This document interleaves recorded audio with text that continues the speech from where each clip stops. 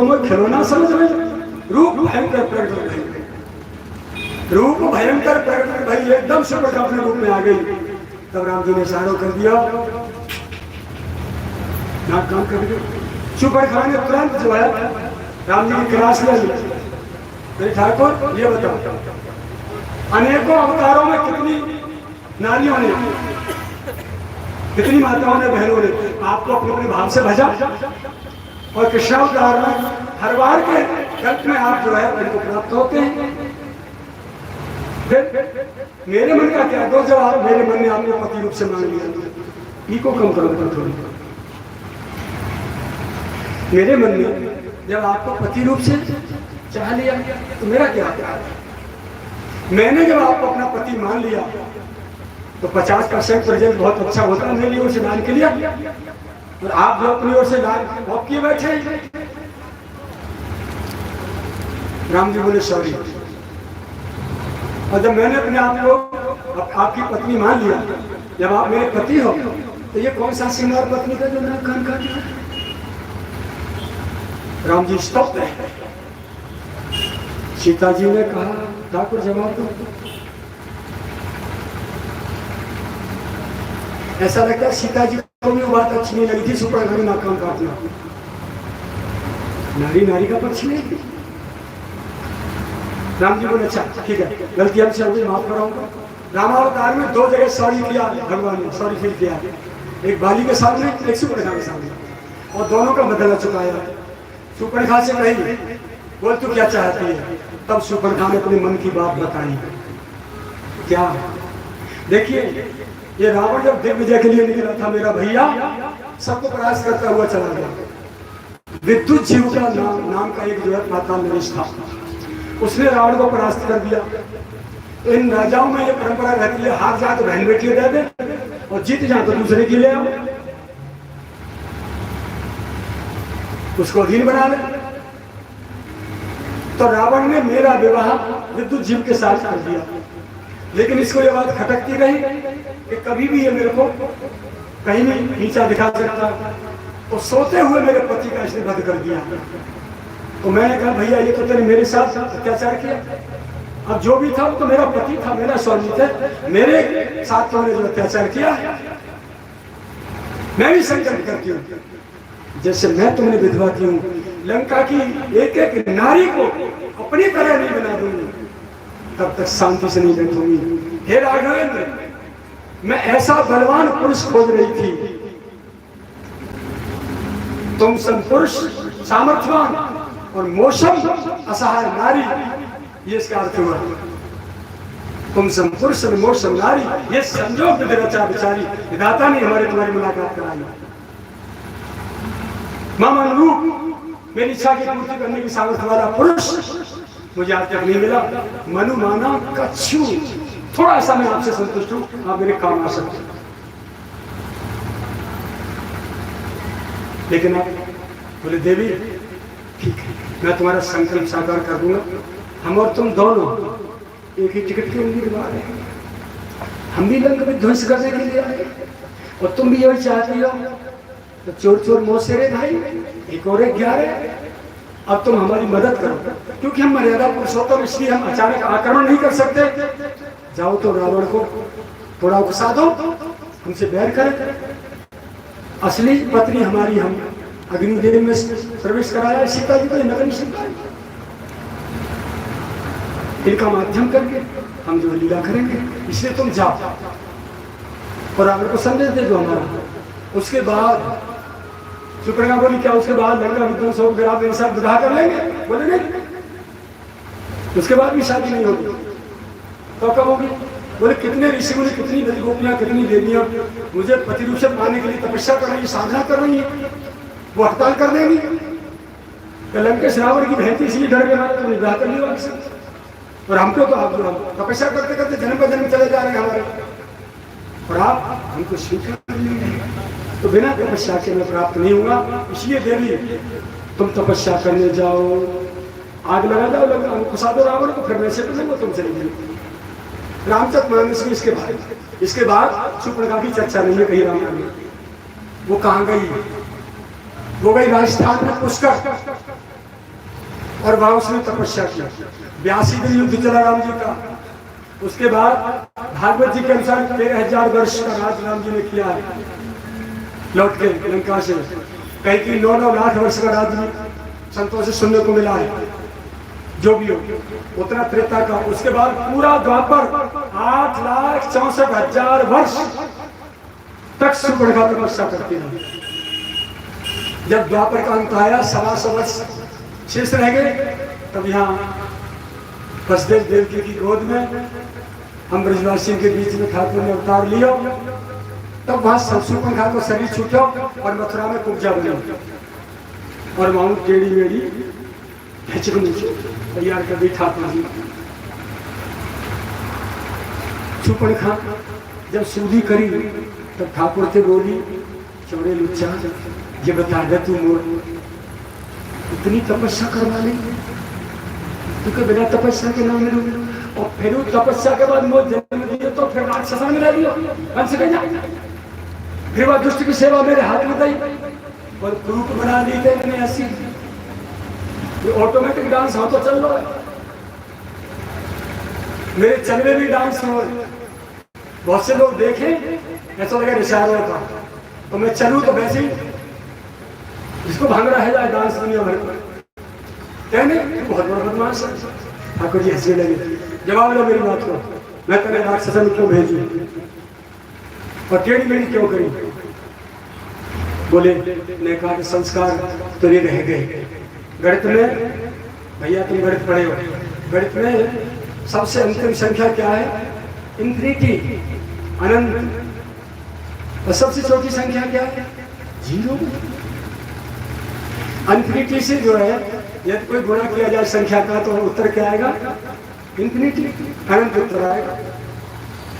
तो तेने मुझ अनंत की साधना की थी तो तेरे जो आसुरी संस्कार शेष रह गए थे वो यहाँ पूरे कराए मैंने, अनंत गुने हो गए। इसलिए कंस के साथ रख के वो संस्कार पूरे कराए। अब टेढ़ी मेढ़ी क्यों करी? दुआ को उत्तर ले ले।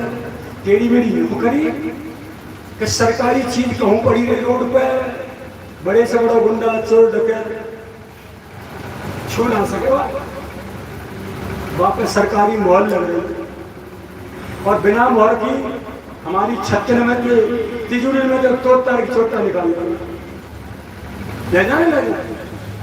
तो मैंने टेढ़ी मेढ़ी करके तो स्टाम्प लगा दी मेरी, तू मलुकानी तो हती है सुबह सुंदर तक सूदी होती तो तेरे मम्मी पापा झटका दूर आते तेरी चदरिया बांध देते, मैं तो ऐसे रह जाता जाते। मैंने टेढ़ी मेढ़ी करके मोहर लगा पता पड़ी रहे, जब आऊंगा तो सूदी कर लूँ। मैंने झट सूदी कर ली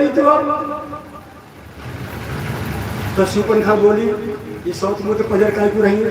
जब ये कहा सहमति रह गई, जब तुमने मेरी नाक कान काटी, कितने वर्ष कितने कल्प तक जो है युग युग तक मैंने तपस्या करी, जिन्या रबड़ी बल्ला माखन मछली में डूबी रही है और जैसे तैसे मेरे भाग जगे काउने करई तू मती तोड़ के बेल पे बूढ़े पटक दे। कोई आया बाबा कृष्णदास जैसा झट सीनामा ने उठाई पूरे यार यहाँ तो बढ़िया बहन बने झटरा में आराम से गोले सुधा करके ठोक दी कोई बनी बहन बनी को जोरदार। ठीक है, तो मेरी तो स्थिति ये है कि समय या मेरे भाग्य में मेरी गुड़ बना दी हो, राक्षस को जन्म दे दी हो, यहाँ ऐसी करा दी। अब ये मेरे भाग्य जगह मेरे प्रियतम मेरे पास आ गया, मेरे ठाकुर मैं बन बन तपस्या करती भटकती डोली।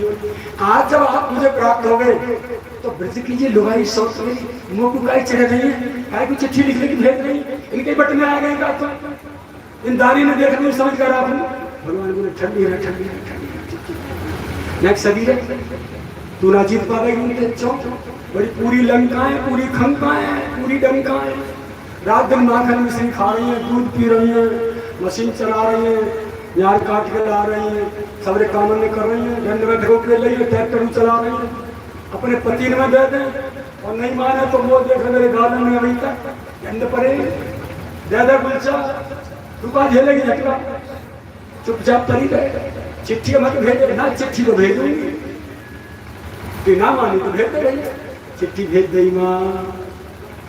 फिर ठाकुर ने कही चिट्ठी तो तेने भेज दी, अब तू सुन मेरी। अरे गावत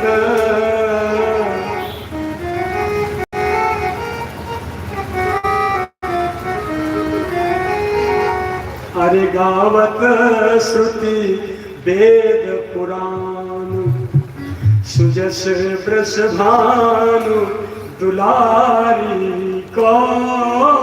जिनकी चिट्ठी आई है मैं उनका स्वरूप तुझे बताऊंगा।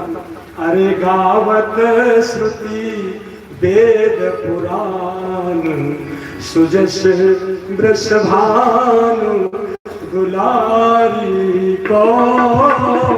अरे गावत श्रुति वेद पुराण, सुजस भानु दुलारी को।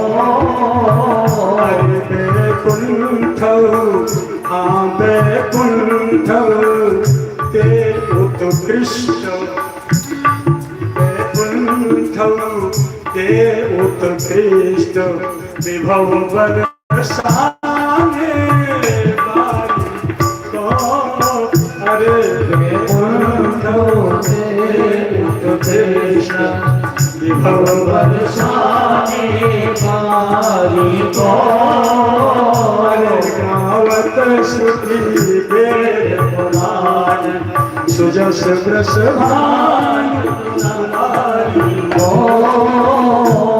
गावत श्रुति वेद पुराण, सुजस वृष भानु दुलारी को। अरे बारिशी की सोनी जग कीरति न थोड़ी, सो स्वभाव की भोरी दिव्य भाव की ध्वजा। स्वभाव की भोरी दिव्य भाव की ध्वजा। चाहे सिर सुर ज्ञानी शारदा भवानी, चाहे सिर श्रुति ज्ञानी शारदा भवानी। ताकि जग राजधानी कृष्ण राखो दे भुजा, ताकि जुग राजधानी कृष्ण राखो दे भुजा। अरे भलो भेषज ब्रज रज धन्य, भलो भेषज ब्रज धन्य। मुक्ति मग मुक्ति विचारी को। अरे अरे राम गावत श्रुति वेद पुराण, सुजस वृष भानु दुलारी को। गावत श्रुति वेद पुराण, सुजस वृष भानु दुलारी को। बैकुंठ सोत्कृष्ट विभव बरसाने वाली को। बैकुंठ विभव बरसाने वाली को।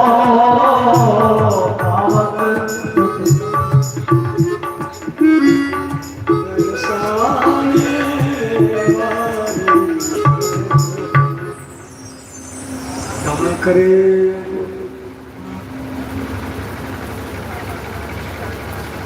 या प्रकार कुब्जा को भगवान ने शांत कर दियो। फिर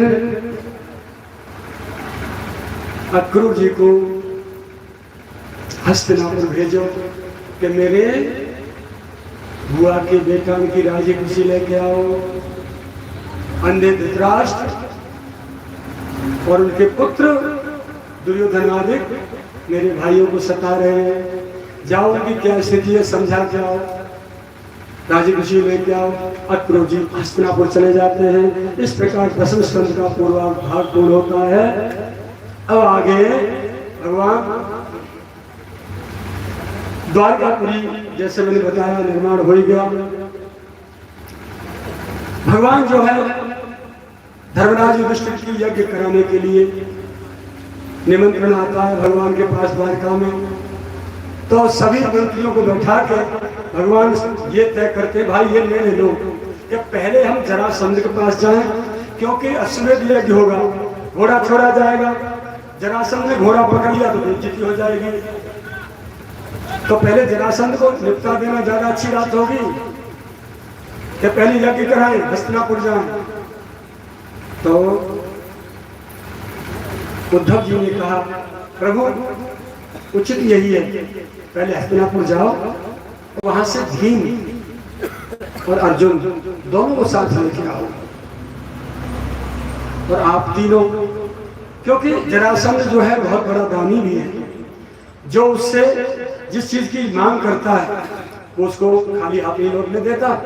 तुम तीनों जाके उससे युद्ध की मांग करना, कुश्ती की, बस कुश्ती भीम के कुश्ती करा दिया, सोई खेल खत्म।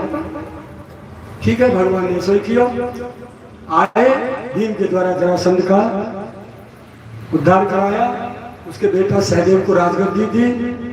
ठीक है, काली अवन के भस्म होने की कथा आपको पता ही, सुना दी। बाद में बलराम जी के विवाह की बात भी हमने एक दिन सुनाई थी, आपने सुनी होगी। इनके जो पिता थे देव जी के कुकुदमी, एक बार ब्रह्मा जी के पास गए, ब्रह्मा जी मेरी बेटी के लिए कोई बड़ा आपने बनाया कि नहीं बनाया, मैं ढूंढते ढूंढते परेशान, कोई छोरा ही ना मिल लो, छोरी का छोरी को सिर कहाँ है ब्रह्मलोक में, और पांव कहाँ है पाताल में, पंजे कहाँ है, अगर आते दिल्ली तक इतने चौड़े, या कोई दूल्हा खाते आ गया सब।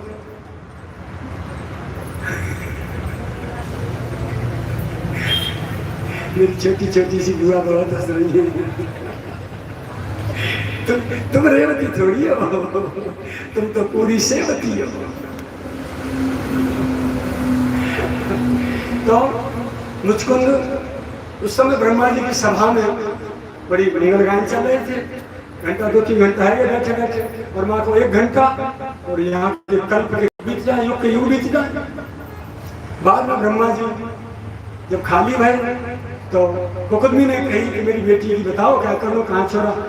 बोले अब तुम जिनकी बात कर रहे हो, जिनका पूछ भी आएगा उनको तो नाम निशान मिट दो। सत्युग त्रेता द्वापर कलयुग, सत्युग त्रेता द्वापर कलयुग, कलयुग 4,32,000 वर्ष को, बातें दोनों 8,64,000 को द्वापर, बातें दोनों त्रेता, बातें दोनों सत्युग। एक चौकड़ी ऐसी 27 चौकड़ी बीत गई, ये 28वीं चौकड़ी चल रही है। जाके द्वापर को अंत है आया, वहाँ कच्छुना बचो धरती पे, अब तुम जल्दी भागो यहाँ पे। और वहाँ यमुना किनारे श्रीधाम वृंदावन में कृष्ण बलदेव भैया चला रहे, तो बलराम है बड़े भैया, उनके संग तुम्हारी लाली को ब्याह होना है, जाओ चलिए सब। यहाँ आए राजा मुचकुंद और उनकी बेटी। अब बलराम जी और कन्हैया बाल बाल कहाँ तक बने पता, आपके पामन के टखना है ना गांठ, इतने लंबे। बलराम अब देखो महाभारत के कुरुक्षेत्र में खुदाई भई, पुरातत्व वालों ने खुदाई करी, घटी घटना 49 गज लंबी मानव की ठटरी, अस्थि पंजर उसमें से निकला, हड्डी मांस और चमड़ी चढ़ी, एक गज तो और जाएगा तो करके गज पे तो 50 गज, यानी कितना 150 फीट। तुम्हारी हमारी लंबाई ज्यादा, पापा को ज्यादा धीरा हो तो 6 फुट 2 गज को, और वो कितना 50 गज का। यानी उस समय के आदमी, द्वापर के अंत के आदमी, आज से 5253 वर्ष पहले के आदमी, जब कुरुक्षेत्र में महाभारत हुआ है, उस समय की लंबाई आदमी की कितनी थी 150 फीट, 50 गज, और हमारी 2 गज, ज्यादा 6 फीट। बालक कितना बड़ा है 6 फीट में, 6 फीट को पापा है तो बेटा है 1 फीट को ज्यादा 6वां हिस्सा। अब आप अंदाज लगा कि कृष्ण बलदेव जब पैदा भय होंगे तो 1.5 फीट के मैया बाबा रहे होंगे उनके, तो लाला 6वें हिस्सा को कितने को है 50 गज को 6वां हिस्सा कितना है 6×48 है ना, और कचू थोड़ा सा और बढ़ जाएगा 2-4 48 गज को छोड़ा 48 को किया नहीं, 48 फीट को छोड़ा, कहाँ पहुंचे?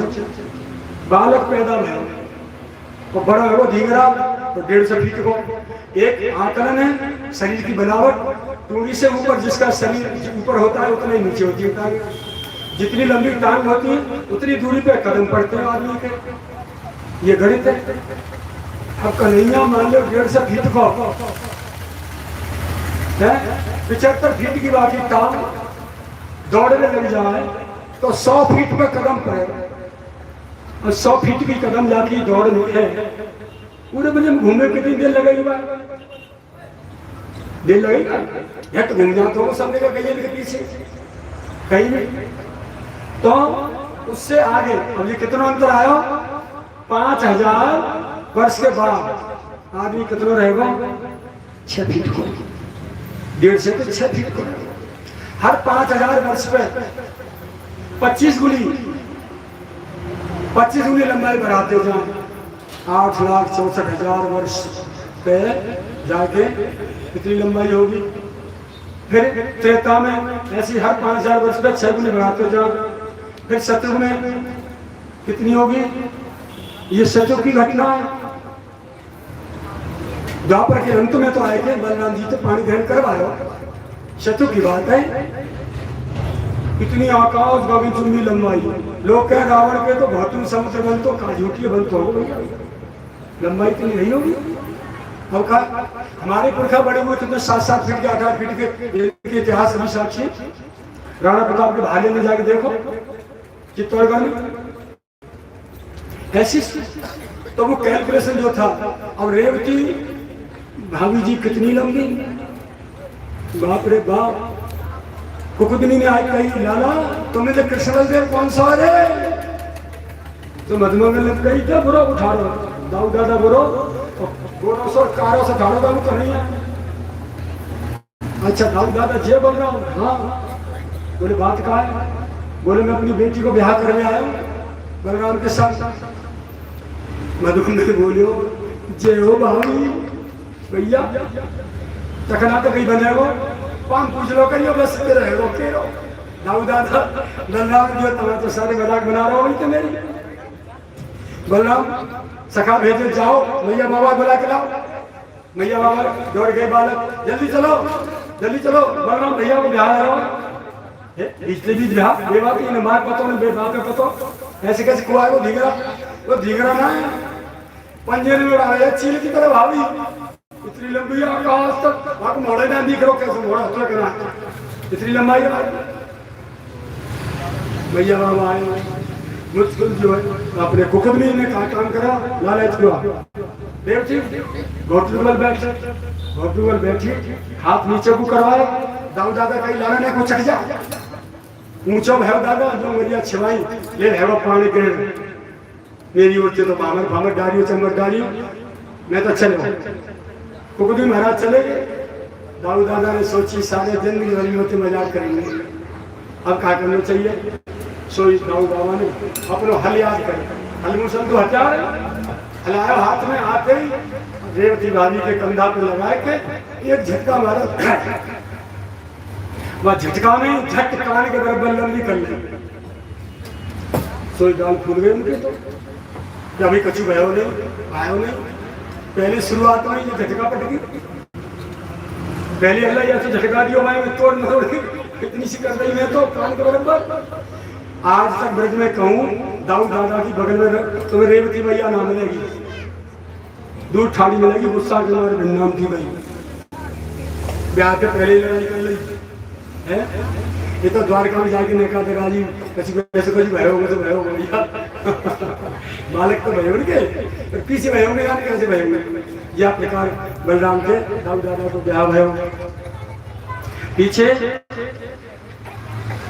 अब रुक्मिणी जी को विवाह जो है उसके भैया ने रुक्मिणी ने शिशुपाल के संग कन्हैया के फुपेरे भैया के संग बुआ के बेटा के संग तय कर दियो।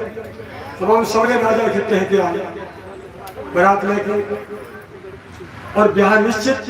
रुक्मिणी ने कही मैं तो श्याम सुंदर के साथ ग्रहण करूंगी, मैं दूसरे को नहीं करूंगी। एक पंडित जी बुलाए उनकी चुपचाप चिट्ठी लेके जाओ जल्दी द्वारका। चिट्ठी लिख रही, श्याम सुंदर के पास पहुंची चिट्ठी, भगवान ने चिट्ठी पढ़ी, बोले मेरे जीवन प्राण आप हैं, यदि आप मुझे लेने नहीं आए, अब मेरा अपहरण करना होगा आपको, तब मैं बचूंगी, नहीं तो रुक्मी जो है मेरे पिता की नहीं चल रही है, न मैया की चल रही है। भैया मैं मारी तो जबरन जो मेरे प्यार कर लो शिशुपाल के संग, मैं आत्महत्या कर लूंगी, आप नहीं आए थे। भगवान रथ लेके दौड़ पड़े और मैं मिलूंगी तुम्हें गौरी पूजन के लिए देवी के मंदिर पे।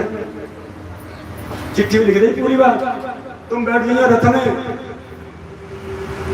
कन्या बन के और मैं दूल्हा बन के रथ चला के ले जाऊंगी, और उदमबाजी करियो मत, कैसे चुपचाप बैठे रहियो, क्योंकि पूरी खचाखच पूरे असुर बैठे हैं बारात में, बारात में क्या है युद्ध है जाएगा। पूरी चिट्ठी में बात लिख रही, भगवान आए के रथ अड़ाई चौतराते देवी के मंदिर के चौतराते रथ अड़ाई। जब का घड़घड़ा घंटा देने की आवाज सुनी, रुक्मिणी ने जो संग सखी आई होती उनसे कही तुम चलो सामग्री लाओ, जे लाओ, बुलाओ, जो करो त्यो करो, उसको सरकार दी। आप झट सीन आए रथ में चढ़ गई, ठाकुर के चरणों में प्रणाम करी, बोले भीतर बैठ जाओ। भगवान भीतर बैठा लिए, पर्दा गिरा दिए रथ के, आपने रथ पकड़ा और धक दौड़ाए घोड़ा द्वारका की ओर। सबने देख रहे बराती कि भाई यहाँ की परंपरा रही होगी, बेटी जो है यहाँ के पहले देवी के मंदिर पे आवे और फिर रथ चालन करती होगी, संचालन करती होगी, कोई परंपरा होगी। झट सीना रुक्मिणी जी सबके बीच में निकल गई, पर कन्हैया तो बदमाश जाता है, बरात जैसी बाहर निकलो सोई पंच जन सख लो, 5 जन बजा दियो तू तू तू तू तू तू तू तू तू तू तू रुक्मिणी बोली जाने माधव पारे जिम्मर मारे हो। अरे तो कब तक आ गई, चुप बैठो, हल्ला करना चाह रहा क्या बजा रहा संग, और जोर जोर से बजाओ, और जोर जोर से बजाओ। रुक्मिणी बाहर बोले ये तो कन्हैया संग से परिचय दे दियो, ये तो श्याम सुंदर को पूरे लेगो गई। रुक्मिणी ने अरे मेरी बेइज्जती कर दी, और दूल्हा जो दरवाजे पे लौट के जाएगा और रथ सजाए वाले को दौड़ पीछे के 4 चक्कों सगार जाए के भगवान ने कही तेरे भैया आ रहा आज में, बोले क्या करेगी, बोले चलन दो, क्या करे समझा लूंगी, द्वारका में जाएगी। बोले मुझे तो ऐसा दिखा जो उपद्रव मचाओ तो द्वारका में जाएगा, हमारे रस में भंग कराएगा। तो भगवान ने कहीं ने रथ रोकियो, रथ रोक लियो। जैसे रुक्मिणी आयो, बोले आओ सालिग्राम जी, नगद सारे जी आओ। और तेरी हिम्मत कैसे हुई, बोला तू मेरे को साला करता है, तेरी क्या हिम्मत हुई। भगवान हंसने लगे। रुक्मिणी ने देखी भैया रात छोड़ी कर मेरी नाक काट दी है, तो ब्याह करना तो पहले कह देती तुम होते, बारात दरवाजे पे, दूल्हा दरवाजे पे, मैं माँ दिखाई लागना छोड़ो राजा ने बताने, और जब माँ तुमों में और तलवार जैसी खींची, भगवान ने झट चक्र निकालो, तलवार काटी, एक ठोकर दी लगी ठोड़ी में, रथ के ऊपर से नीचे खाओ, हाँ उल्टो गिरो, सब कूद पड़े ऊपर। अब बाके रथ के जो घोड़ा की लगाम हथकाई में खोली, और खोल के रुक्मी के बांध लिए पाम, और पाम बांध के हट रथ में बांध लिया ऊपर, मोड़े लगो नीचे, हाथ और मोड़े नीचे, और रुक्मिणी देखी दौड़ाओ, रथ दौड़ाओ जल्दी। रुक्मिणी झट रथ भगा दिया, कैसी रहेंगी। अब भैया जी की राम राम करनी कुड़ुम धुड़ुम फूटती जा रही है, और रथ के घोड़े भजे जा रहे हैं। रुक्मी को सब रंग घोड़ो एक जैसा दीपा पोता विनाशन कर रही, कितकू नाक है, कितकू माथा है, कितकू मोड़ो है, सब खोपड़ी घिसके आए थे, लीपा पोता बरबर हेड़ो बाहर उड़ गए बेचारे। अगार जाके भगवान ने बोल भाई, रुक्मी बोली मेरे भैया ने थोड़ा तो ख्याल कर ले, जाके खोल दो भाई, खोल दिया। बोले हाँ रुक्मी शर्म कुमार नहीं लौटे, मई वाले की नगरी बसाई, भगवान को युद्ध करवाने, फिर वो भगवान ने आपको उद्धार कर, और वहां जाके बड़े आदर से आनंद के साथ रुक्मिणी को विवाह श्याम सुंदर के संग भयो। समय बहुत कम है, अब तो मैं बहुत जोर से दौड़ूंगा, मारुति में बैठ कर होंडा गाड़ी है कौन सी भैया, प्रताप सिंह की, जामे जामत को वही गाड़ी बैठ के दौड़ूंगा। कथा को समय आज कथा पूरी करनी मैं क्या करूँ, मैं तो कई माँ मानते 15 दे दे भाई, हमें कथा सुननी है तो खिच्चा खिच्चा मर गए हम 11 बना रहा हूँ, कथा पूरी ना भाई हमें हम क्या करें। हाँ आगे फिर शिशुपाल के राजा जैसे तैसे हाथ जोड़ जा के विदा कर दी, भैया जाओ, तभी तो शिशुपाल चढ़ने बैठा।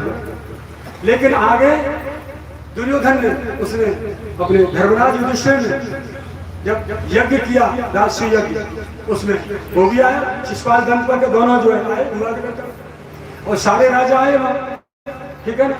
वहाँ उन्हें सबसे आगे अगर पूजा किसकी होगी, किसकी होनी चाहिए, दावत भाई तो श्याम सुंदर कहा कर रहे हैं, पता कौन सी सेवा ली, झूठी पत्थर उठा ली, कुल्ला से पूरा फेंक लिए, कितनों नाटक हो रहे, जाकी पूजा होनी है वो सबसे नीचे को काम कर रहा हो, झूठी पत्थर उठा रहा, कुल्लड़ फेंक रहा, जूता में रखा रहा सब के भगवान। जब सामने आए, जब अगर पूजा भाई तो शिशुपाल बोला पूजा मेरी होनी चाहिए, जो भगवान होता है उसकी पूजा होनी चाहिए, इसकी पूजा क्यों करे बारा के तुम। भगवान सुनते रहे। शिशुपाल को जब जन्म भयो तो बाबू को 4 भुजा, ठीक है। नारद जी प्रकट भय, उनने बताई ज्योतिषी जो भी थे और जो भी आए थे सबने, मैंने सुनो जिसके गोदी में लेने से इसकी 2 भुजा गिर जाए समझ लेना वही इसका काल होगा। अब बुआ के लाला भय तो कन्हैया क्यों नहीं जाएंगे, कृष्ण बलराम दोनों गए और बुआ ने कही भैया हाँ कन्हैया हाँ ले छोटे से भैया अपने जाके 4 भुजा आएंगे। अच्छा बुआ ला गोदी में लेके जैसे ठाड़े भाई भगवान झट सीना 2 गिर गई। बुआ बोली बेटा मैं तो तेरे भीख मांग रहा हूं, बोले तू जाए जान बख्श दी, ऐसी ज्योतिषी बताएगा तेरे हाथ में भी आपको काल है। ठाकुर बोले हुआ 1 2 3 4 5 6 7 8 9 10 20 30 40 50 60 80 90 100 गाड़ी तक 100 गलती तक जाके माफ करूंगा। बातें आगे 101 भाई चल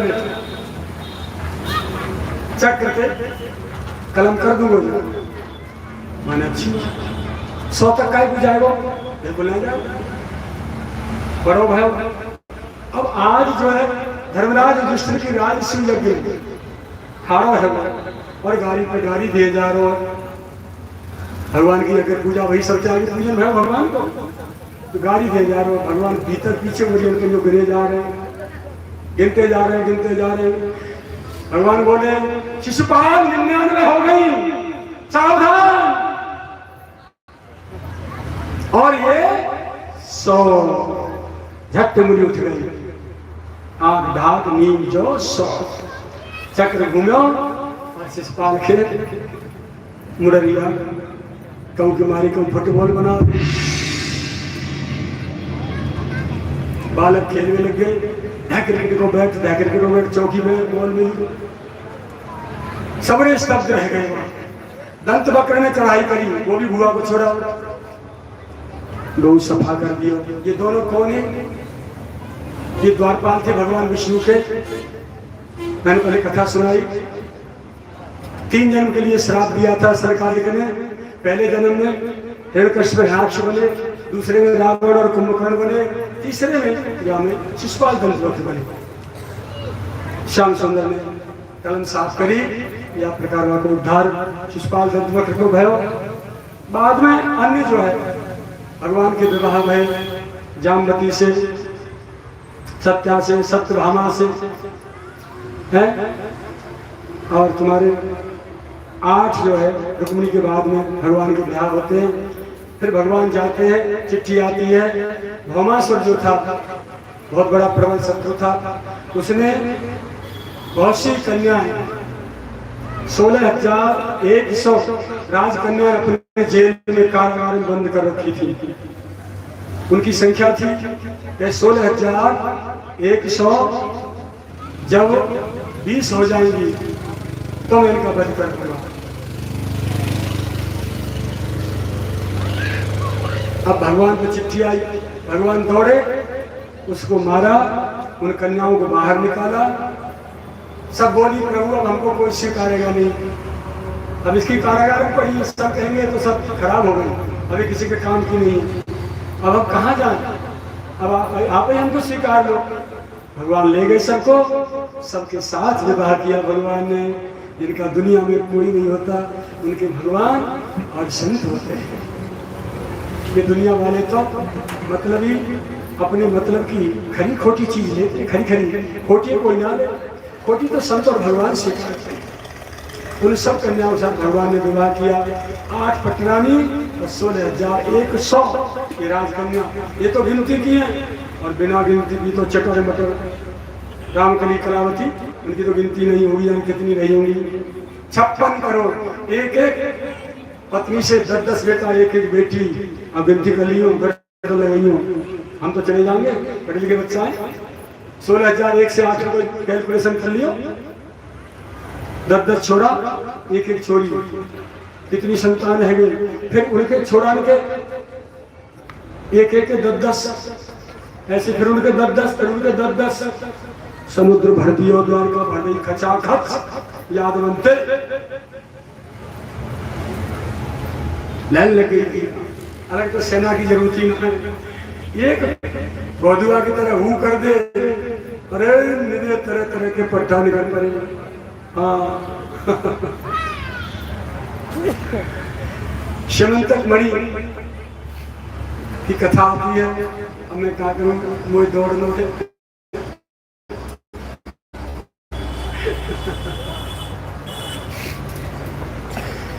ये जो है यहाँ पर युद्ध में शमंतक मणि पे,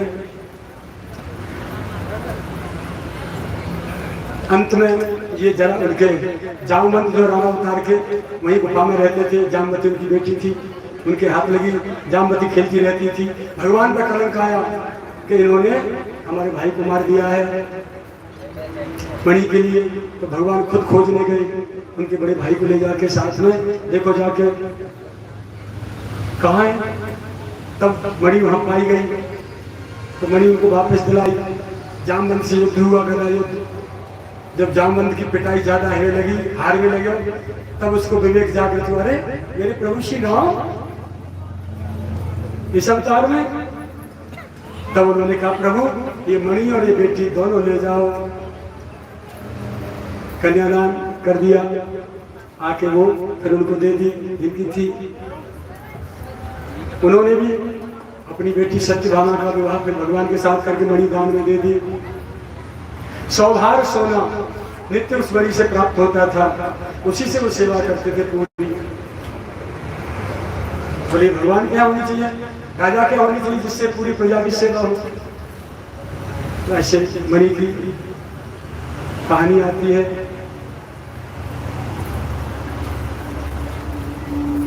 उषा अनिरुद्ध का मिलन होता है। उषा थी बाणासुर की बेटी, उसने कहा, चित्रलेखा उसकी सखी थी, उससे कहा मैंने सपने में एक पुरुष का दर्शन किया, बहुत बलवान, बहुत सुंदर, मैं उसी के साथ ब्याह करूंगी, उसका फोटो बना। तो चित्रा ने उनका चित्र बनाया, सबका जितने वीर थे उस समय के, ये नहीं है, ये नहीं है, ये नहीं है। जैसे ही भगवान के नाती बेटा थे प्रद्युम्न, उनके बेटा थे अनिरुद्ध, अनिरुद्ध का चित्र बना, बोले हाँ ये। तो बोले ये कहाँ मिलेंगे, बोले ये तो श्याम सुंदर भगवान के द्वारकाधीश के नाती हैं, द्वारका में है। तो बोले तू अपहरण करके ला। चित्रा गई, रात में सोते को उठा ला और लाके अटारी पर रात में उषा को दे दिया। उषा ने कमरे में बंद कर लिया। उनके खेल चलते रहे। सेवकों ने, सेवकाओं ने कहा कि दरवाजा बंद रहता है, ऐसा लगता है महाराज आपकी बेटी किसी पुरुष से बात करती है। बोले इतना पहरा पुरुष कहाँ से आ गया, देखा जाए।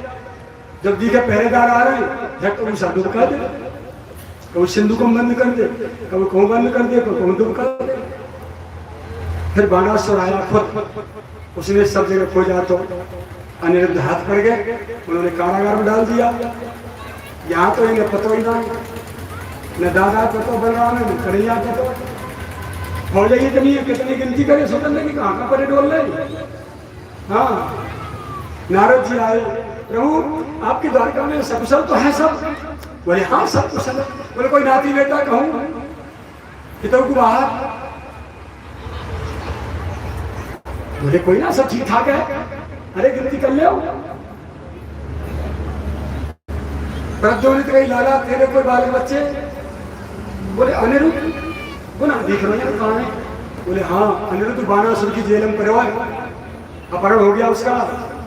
द्वारिका में थे भगवान के शासन में क्यों अपहरण है रहे।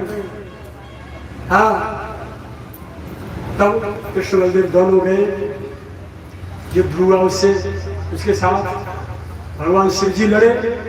पीछे दोनों का राजीनामा भयो, दोनों को ब्याह भयो। उषा अनिरुद्ध को द्वारिका में ले आए।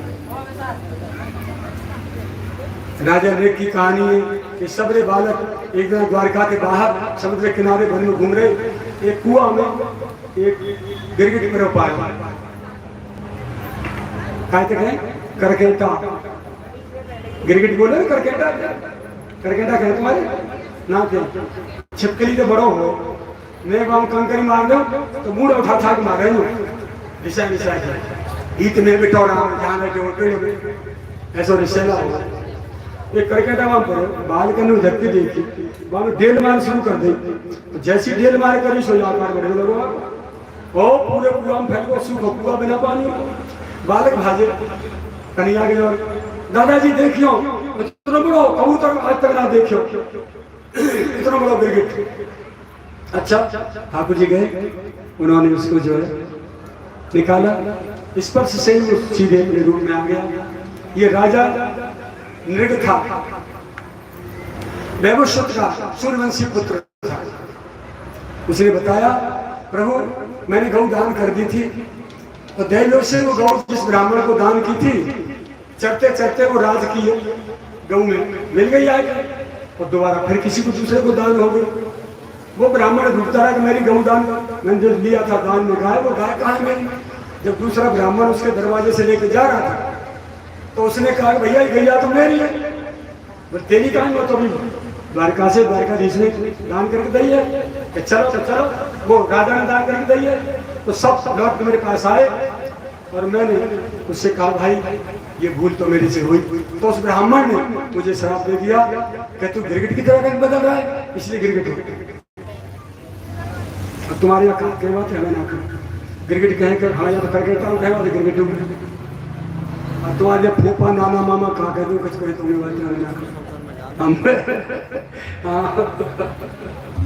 बता रहे पता ही भैया कहा कहता गिरगिट तुम्हारे यहाँ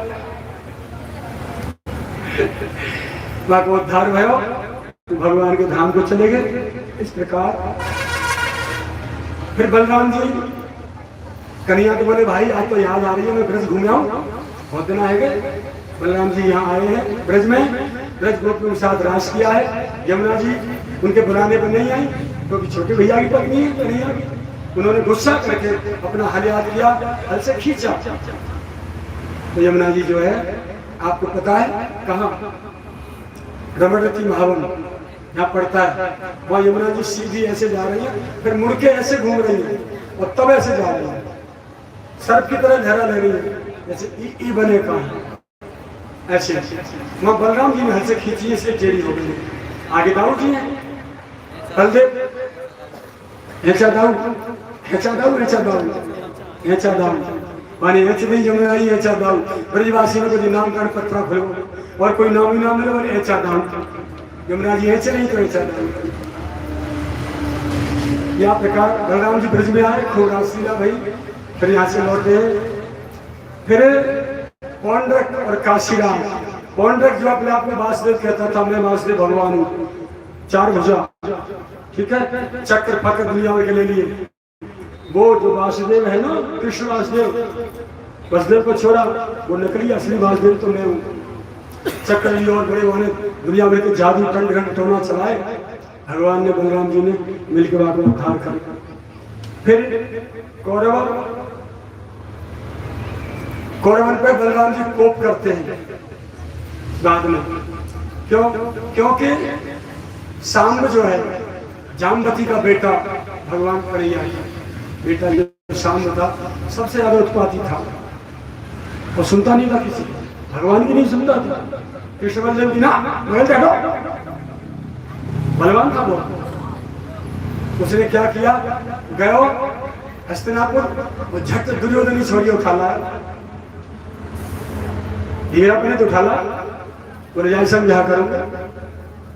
दुर्योधन दौड़ो पूरी सेना लेके बलराम जी को चिल्लाओ दुर्योधन गदा युद्ध को उन्होंने समझाया भाई रहना सामने के भाई लाली लौटा दे बाकी है ऐसे ना ठीक अब इनमें मामा फूटी के संबंध है जान बुआ को बेटा और मामा की बेटी बुआ भतीजी दोनों एक ही घर में। हाँ याद रहो ऐसी हो ऐसी चतुर्वेदी में हो चौबेन में मथुरा के चौबेन। तो इस प्रकार जो है जैसे तैसे राजी कर करा के बाको संग ब्याह करा दिया। लक्ष्मण नाम है बाको शाम का संग ब्याह है। अब जब दुर्योधन बदतमीजी करने लगे तो दाऊ दादा गर्म भय मैंने हस्तिनापुर को बहा दूंगा गंगा में हल से पकड़ के हस्तिनापुर खींचो तो नगरी टेढ़ी है गई दौड़ के सबने चढ़ा पकड़े प्रभु माफ करो क्षमा करो। इस प्रकार वो लीला वहां पूरी होती। थोड़ी थोड़ी चर्चा करूंगा सबकी सबको छूके चलते हैं समय नहीं तो हम कहा तुमने दे नहीं समय हमें वैसे किच्चा किच्चा के मर को गऊ को जा रहा भैंस को लाना है गैया को चला तो वैसा ना। अब इधर में जरासंध के कैदी राजा चिट्ठी भेजते प्रभु हमारी रक्षा करो। जरासंध का उद्धार हुआ और राजाओं को छुड़ा के भगवान बड़े सम्मान से अपने अपने घर भेजते हैं उनकी राजधानी लौटा देते हैं। जरासंध के पुत्र सहदेव को राजा बना देते हैं।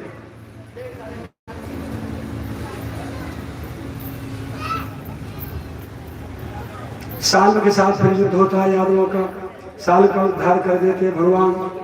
बलबल नाम का एक दैत्य था भगवान बलराम जी के द्वारा तीर्थ यात्रा में उसका उद्धार होता है। बलराम जी पूरी तीर्थ यात्रा में घूमते हैं उस समय उसी समय महाभारत होता है। वहां दो वीर जो है महाभारत में नहीं थे एक विदुर जी एक बलराम जी।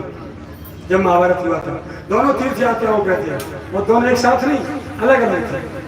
महाभारत की समाप्ति जब हुई है तब बलराम जी पहुंचे जब दुर्योधन मैदान में पड़े हुए गदा युद्ध का वीर थे बस। और तुम्हारे विदुर जी तो बिल्कुल एंड है वो तब पहुंचे।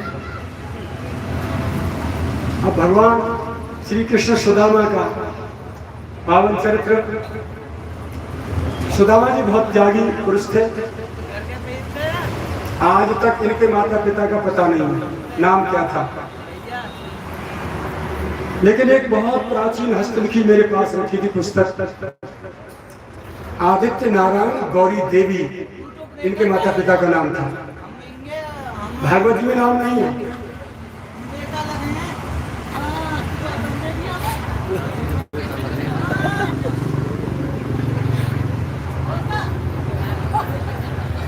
जीवनचारी को खूब ऐसा को हाँ पर जाने में गोद धर लिया जाकर गोद लिया बेटा मुंह से ले तुम लो बेटा तो भाई मम्मी है तो ले गया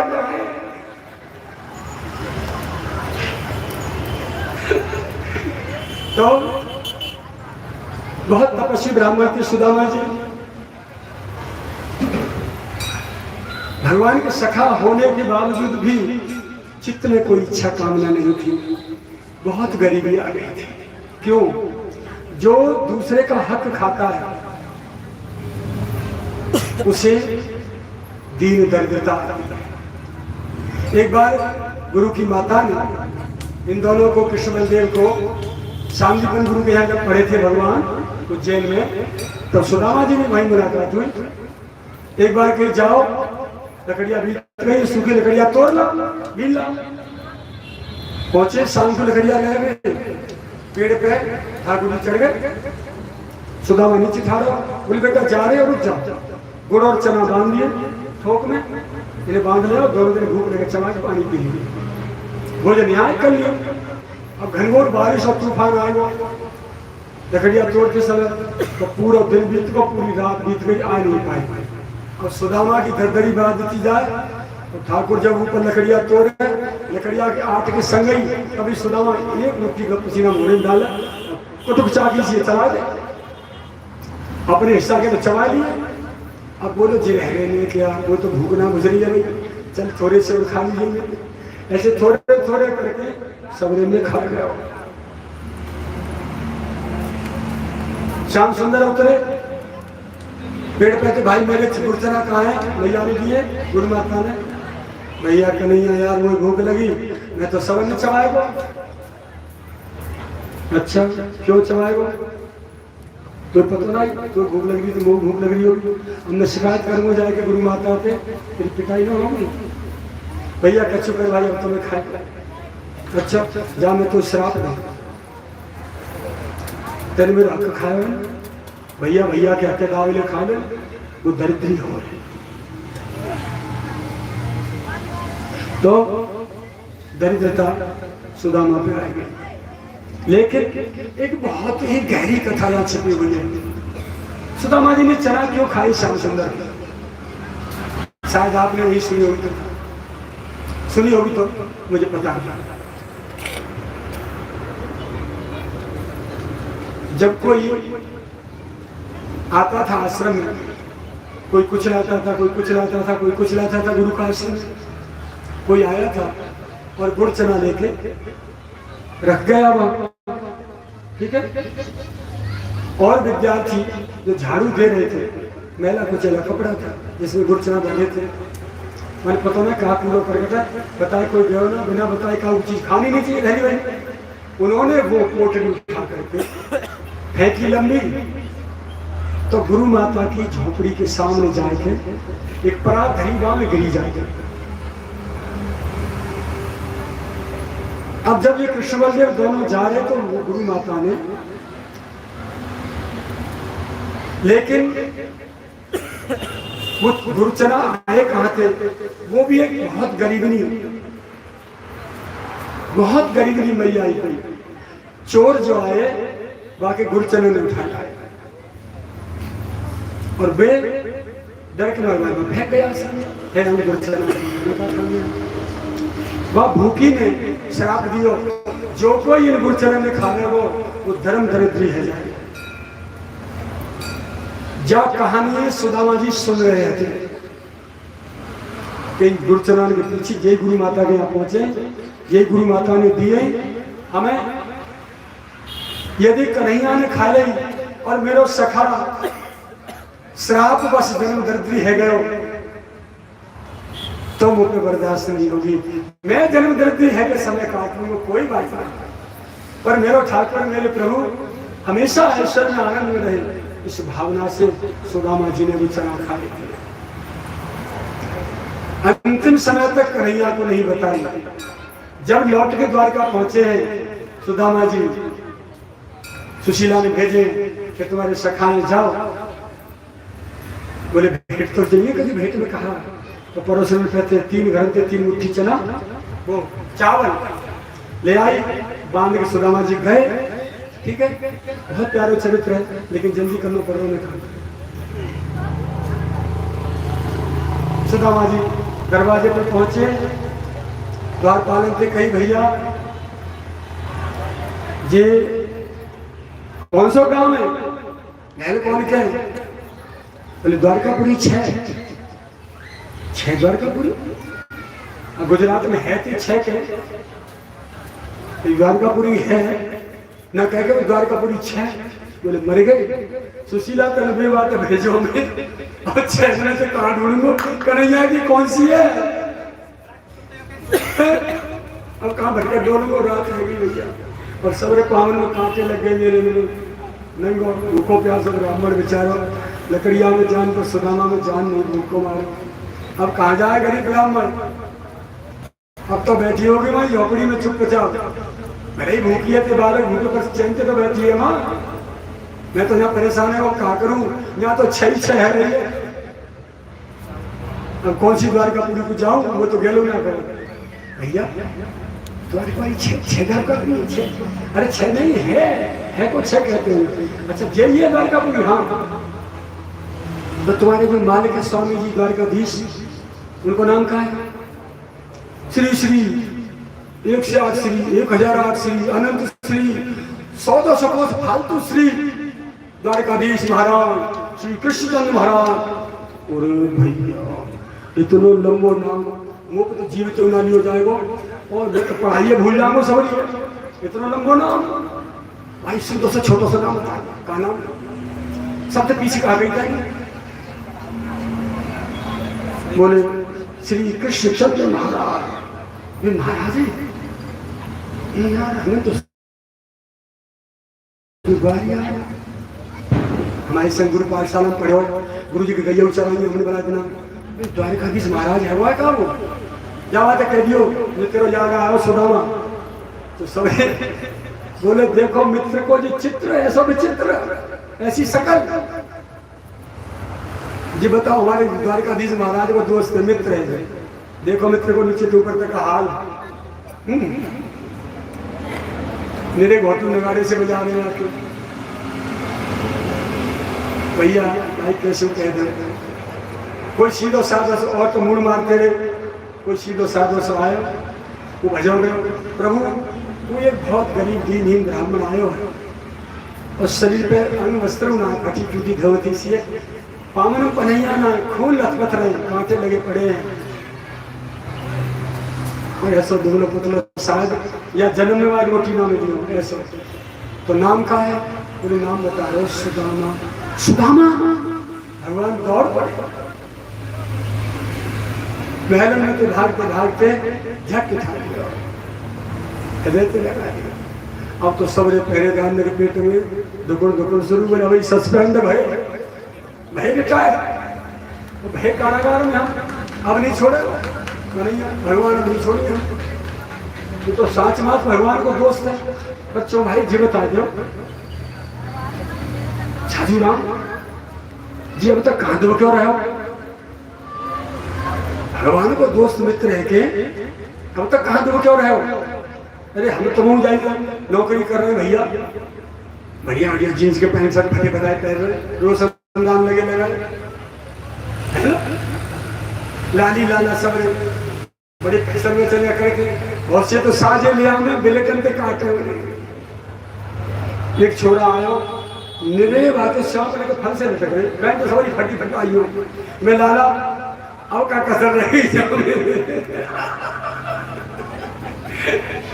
तू तो भैया सुदामा को फूफा लग रहा, और सबने बांधने के जुड़ा से तू डांस कर, इन्हीं कपड़े पे डांस करे तू, सारे सुपर खा के बैठा तो ये पत्थर फेंक जाएंगे, गाँव में चले होगा तो सारे कुत्ता खा जाएंगे। तो ऐसी फैशन आई। तो हम और छाजू राम को भैया कुर्ता पहरी रहे, और सुदामा के शरीर पे बेचारे को कुर्ता उठाओ, मेरे कुर्ता ये कुर्ता प्रेस है, देखो प्रेस वालों देख कुर्ता बोलो भैया 10 रुपया कपड़ा प्रेस कर दे तू, कुर्ता को ठीक है भैया 10 ले लियो। जब कुर्ता पकड़ो माने हाथ ऊपर कर दिए, कुर्ता धरती में पड़ो है, उन्हें भैया जी कौन को कुर्ता है, उन्हें भैया एक महात्मा चलो लो, हाँ दुखी चल गए, कोई बात नहीं 10 के 20 ले लियो, 30 ले लियो, 40-50 ले लियो, पर प्रेस कर दे जाके मैं प्रेस पीछे करेंगे, मैं और बाबा को दर्शन करवा दो, कौन को कुर्ता है पर बाका खबरी ये बाबा को ऑल इन बने, लहंगा बढ़िया चुंदरी पैंट शर्ट कुर्ता धोती पजामा सब ब्लाउज सराउट सब एक ही में, ऊपर एक है पहले भैया काफी जरूरत है। सुदामा जी बेचारे दुबले पतले, भगवान ने सब उनसे कही, रुक्मिणी आदि जितनी थी लाला अपने हाथों से भगवान चरण प्रक्षालन करने लगे, उनके चरणों की दुर्दशा देख के भगवान के आंसू आए, तो जल तो बंद है वो आंखें के आंसू के सुदामा जी के चरण प्रक्षालन करें, ठीक है राजी खुशी भाई। अब एक लड़के लेन लगी, बोले पति देव के कौन, पति देव के मित्र आए, तो स्वागत उनको वही तरीका से होना चाहिए। मैंने हाँ तो देवियों हाँ अभिषेक करो मेरे यहाँ को 16,108 और बिना गिनती वाली घर धड़ के सोने के कलसा गरक सिरों पानी लेके चली आ रही है। और सुदामा जी चौकी बैठा दिए। अब भैया रवित रहिए सुदामा जी बोले भैया घर को हार बच जाए तो ब्राह्मणी को दिखा दूंगा कि मैं लौट आया जिंदा भाई मैं क्या करवा रहा हूँ जी की फौज खाते आ रही है भाई। करिए बोले तेरी भाभी इतनी भाभी हाँ भाभी है कि भाभी है ये। अरे तू कैसे बच रहा है अकेला तू होता मरो ना तू चटनी की तरह तो खा जाएंगे तू कैसे बच रहा हो भैया कन्हैया यार।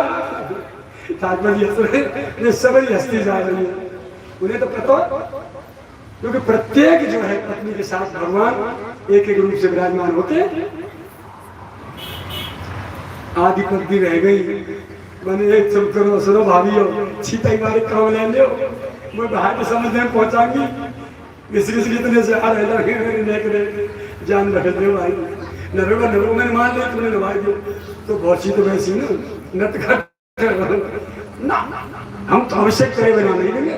जब पुण्य काम में करेंगे तो कैसे रह जाएंगे हम तो रह जाए पीछे है। मेरी परोस से खाए दयो मुंह पे कैसे जाए सरो जिस समझ निभाएगी तो हम फिर हम कैसे रह जाएंगे।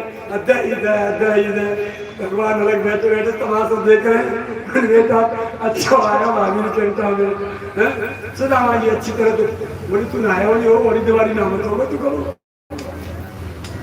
एक एक बिला तो मैल जम रहो। भगवान बोले कोई रगड़ी दे जाए तो सभी रगड़ा मार के लगी मैंने भैया मेरे को बचाइयो भैया मेरे को हड्डी में कहते खा लो करेंगे तो गुस्सा से खा लेते सुदामा जी कप कपी मारे जान बचा भाई कन्हैया चलो चलो चलो जाओ देखो ना देखो भगवान ने अपने पीताम्बर अपने हाथ पे कछायो अपने अंग वस्त्र पहराए और झट हुआ गद्दी पे बैठा दिया ऊपर सुदामा जी आप चरण में बैठे ठीक है। देवियों लाओ सुंदर सुंदर भोजन और थाल पे थाल चले आ रहे। सुदामा जी बोले भैया इन सवरे में तू वहां भेज दे तू अपनी भाभी के द्वारे वो बहुत जन्म की भूखी है उनके बाल में खाते रहेंगे मेरी तो जान रखा आज कैसे पूछाई छूट जाएगी मेरी बिल्कुल राम राम सत्य समुद्र बैठे वो भाभी का लौट रहा होगा आज ही खेल खत्म पूरा भगवान से भाई मैं काम अब देवर भाभी जान चिंता अब वे संतुष्ट है जाए तो मान लिया तो मना लो कछु नहीं खा सको तो लेकिन थारी ड्यूटी कर दो ड्यूटी करने में पेट भर जाएंगे 16,108 था ऐसे चुपका से तो हाथ निकल के बाहर आ जाएगा मैं तो कैसे करूं भैया बहुत प्यारी लिखा है समय को अभाव है नहीं ऐसे मेरे पेट भर जाए ऐसी मधुर लीला प्यारे की। तो यह प्रकार सुदामा जी को स्वागत सत्कार भयो और भगवान ने उनसे कही चो भैया ये बता तू इतने दिन आते इतनी दरिद्रता में इतना कष्ट पाते रहे यहाँ क्यों नहीं आया। मैंने भैया भाई मेरी हिम्मत ना पड़ी तू द्वारकाधीश है वो और मैं तो फीस है लड्डू की तरह फीस है वो तू द्वारकाधीश है वो भाई अब तेरे लायक ना रहे ये तो तेरी भाभी ने ढकेल के भेज दिया तो मैं आएगा। अब बता मैं कहा करूं है कब लायक नाम श्याम सुंदर पर तू कड़वा निधान है प्यारे तेने इतनी पुरानी मित्रता और मेरे अपराध को जानकर है तेने मेरे को सम्मान करो हे नंद दुलारे मैं तेरी कोट कोट वंदना करूंगा अमो तू आशीर्वाद दे। अच्छा मैं तो आशीर्वाद दूं तू ब्राह्मण बेटा मेरा आशीर्वाद तू दे मैं तुझको पता लूंगा आशीर्वाद तू दे। अच्छा सुन मुझे बता मेरी भाभी ने कहा भेजो मेरे कार्य कुछ ना भेजो और वैभव में देख के सुदामा की हिम्मत ना पड़ रही उन चावलों ने निकाल के भेजे जब तो भगवान ने जो जोड़ी वाले की जो छड़ी अधिकाई चांदी सोने की जो वो वापस लेके सुदामा धोखा में जा रहे कमरा में झट पीछे बगल में भोग टोट की घुसेड़ गई, झट पोटली अगार गिर गई, पोटली अगार गिरी चावलन की उठा नहीं करिए जो आई और तक तुम कपट ना भूलो। पहले गुरु माता ने चना गुड़ दिए उन्हें खाए वो, अब भाभी के देवे चावल में सट के बोल लो इन्हें तो दे दे मचुआ ला। रुक्मिणी आई एक मुट्ठी चावल जैसे रुक्मिणी ने भगवान के हाथ में धर दिए, माने एक लोग को राज्य दियो, दूसरी मुट्ठी चावल दिए माने दूसरे लोग को राज दियो सुदामा को दान में, तीसरी मुट्ठी फट के सो रुक्मिणी ने रोक ली। हमारे काजों को खाक बिछाने का जगह छोड़ो कि नहीं छोड़ोगे क्या हमें निकाल कावली डोले की इतनी पहुंचा लेके आऊं। अच्छा ठीक है तो और सुदामा ना को तो भीतर भीतर रुक्मिणी जी समझ रही है, सुन रही है। सुदामा जी बैठे सिंहासन पे, आप नीचे, उन्हें सामने चावल खा के दो लोग खुराक दे दिए। सुदामा जी को बहुत स्वागत सम्मान बहुत दिनों रखे। जब चलने लगे तो सुदामा जी बोले भैया तेरी भाभी तक क्या कह रहे राम राम कह दियो और क्या को बस से खाली राम राम। उन्हें सुदामा जी ने सब्जी के कछु विदाई में दे वो 10-5 किलो सोना फोना हीरा मोती भाई के अपनो गुजर रह जाए या कछु नगदाल दे को कछु और दे तो राम राम कह दियो। सुदामा जी जान लौट के भैया में भैया तेरी भाभी तक क्या कह दूं, मैंने राम राम कह दिया। अरे तो मैंने सुन ली मामा तो और क्या कहूँ भाभी थे राम राम ही कह दिया, डंडो कह दिया भैया राम राम ना किया तो लौट लौट के सुदामा जी बोले चल दिए बेचारे बटन सूखे, बोले वो चावल की पोटरी और खा लो मेरी मैं कुछ दियो नहीं दाया नहीं, सुशीला ने वैसे यहाँ तक भेजो हमें चावल नहीं और खाएगा कुछ दियो नहीं वह कादूम हो जाएगी। अब पड़ोसन दिन में देखे मुट्ठी चावल लाइए, कोई बैकुंठी है, कोई रामकली है, कोई कलावती है, ये लड़ी में आएगी हमें चावल वो ब्राह्मणी बेचारी गरीब कहाँ पे देगी। सुदामा जी लटका के ला रहे हैं जैसे तैसे जो विधि व्यवस्था रही लीला में तो बहुत लीला में भगवान बीच में गढ़वारे बन के आगे गाड़ी में बैठा के वहाँ पहुँचाए, जहाँ झोपड़ी हटकाई वहाँ सुंदर महल खड़े सोने चांदी मोती के, और सुशीला ऊपर 2 मंजिला पे क्या कहना थे भैया बाल कोनी कहे कि धीरा कोनी के बूढ़े कोनी कहे क्या कहना भैया काओ मकान को रोका है बाल कोनी। हाँ बात सुशीला की छाड़ी सुदामा जी भाई अपने फटे टूटे धोती अगर छड़काते बैठे ऐसे आगे वैसे आगे। अरे क्यों भाई ये पेड़ वही है, ये पोखरिया वही है, हैं जिस सब बोल जितना दिव्य नगर सोने चांदी के पूरा नाम लिख रहा है यहाँ पे सुदामापुरी बोर्ड और सुदामा की नगरी में तो ना और सुदामा हो है? तब तक जो द्वारपाल ठाड़ों का ऊपर गया भाज के माता जी हाँ सुदामा जी आ गए। अच्छा हाँ तो सुशीला जी ऊपर से दौड़ के आई, जमाजम साड़ी और पेटी कोटरवा में टन और चिंटू पिंटू हथकाए उनके बढ़िया भैया सुंदर पहने हुए कपड़ा दे वे आए नीचे बड़ी नौजवान सी दिख रही है तो इना इना हमारी तुम आ गए का तू को भूल गए मैंने भेजे देख लो कैसा जगमग जगमग है रही है देवी को है तू सुदामा मंदिर देख डर सुदामा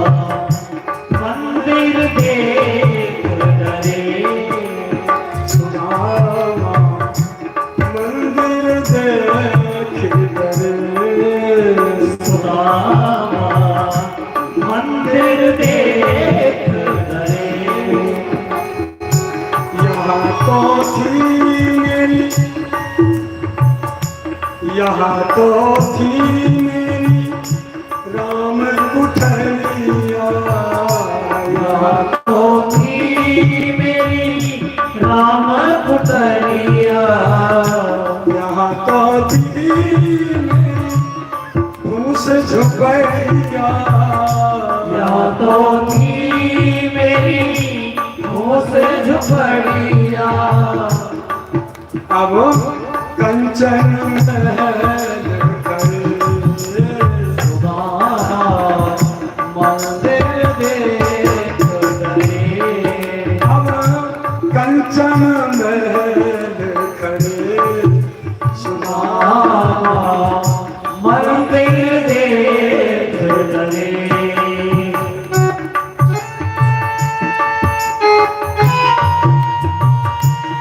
जय हो।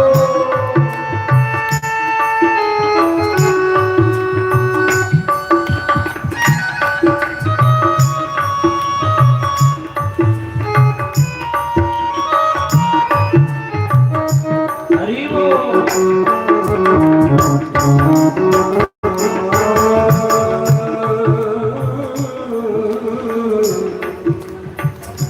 मंदिर देखे गए, ज्यादा नहीं गाने, रात है गई पूरी। हाँ, और वो बैठो उन बैठो में बांध में काज, आज बाबा नहीं जानने में आते हम। ये पत्ते एक रेस लगाऊंगा, एक रेस में 100 मथुरा करूंगा। जाऊंगी मथुरा, मेरे कंधा पे, मैं तुम्हारे कंधा पे, मेरे पीछे पीछे ये आगाज चलिए भैया, मैंने गलना देखी। तो भैया सुदामा जी ने देखी तो सुशीला देवी का कह रही है, चो पहचानना रहेगा तुम वो देवी, तुम कौन है? बोले मैं वही सुशीला हूं। हाय सुशीला तेरे 4 चुटीला, ये का है? एक के काम नहीं चलो, दो के नहीं, तेरे 4 चुटीला सुशीला जिते घरे ना त्योहार है मेरो ना, मैं तो झोपड़ी बता रहा, कहाँ है झोपड़ी? मैं तो अपनी झोपड़ी में जाऊंगा, जो जा झाड़ो कर सके, जादू तो उड़ाई सके, ये तो झोपड़ी उड़े जाए जाके संग में। चावल ने खा गो, बड़ा बदमाश हुआ। हाँ, मैं ऐसे ही लौटा दिया बटन को, तेरे कारी महल खाड़े कर दिए, मोह को जौना कर, कोई दूसरा हम अच्छा स्वाफी हो गया दही हो, रोशनदान छिकने झोपड़ी फटी फटाई मेरी भारी बदमाश है। मोह तो कभी दियो ना, तो दियो तो सब सुदामा जी उस महल में प्रवेश नहीं किए, बाहर जो है कहीं अपनी झोपड़ी जैसी थी बना के, बोले तू जो चाहती तुझे मिल गया, मुझे तो मेरा श्याम सुंदर चाहिए, मुझे कुछ नहीं चाहिए। एकांत में भजन किया। इस प्रकार सुदामा जी का पावन चरित्र यहाँ पूर्ण होता है। फिर जो है 100 वर्ष बाद भगवान द्वारका से कुरुक्षेत्र में सूर्य ग्रहण के स्नान के लिए आए, तो कौरव और पांडव उधर से आए, इधर से सब ब्रजवासी गए, राधा रानी, नंद बाबा, यशोदा मैया, सब बाल बाल सब महीनों तक वहां रहे हैं। वसुदेव जी ने यज्ञ किया था वहां, उस यज्ञ में सभी ब्रजवासियों को सम्मानित किया। भगवान सबसे मिले, किशोरी जी सबसे दूर खड़ी थी, गोपियां सबसे, और दूर से भगवान का 100 वर्ष बाद दर्शन कर रही हैं। तो उनकी उस विरह दशा को देख करके, इधर में मर्यादा है, पिता माता की सबकी उनके साथ कैसे मिले, तो भगवान एकांत में चले जाते हैं, वहाँ सबसे उनकी रुचि के अनुसार सबसे मिलते हैं।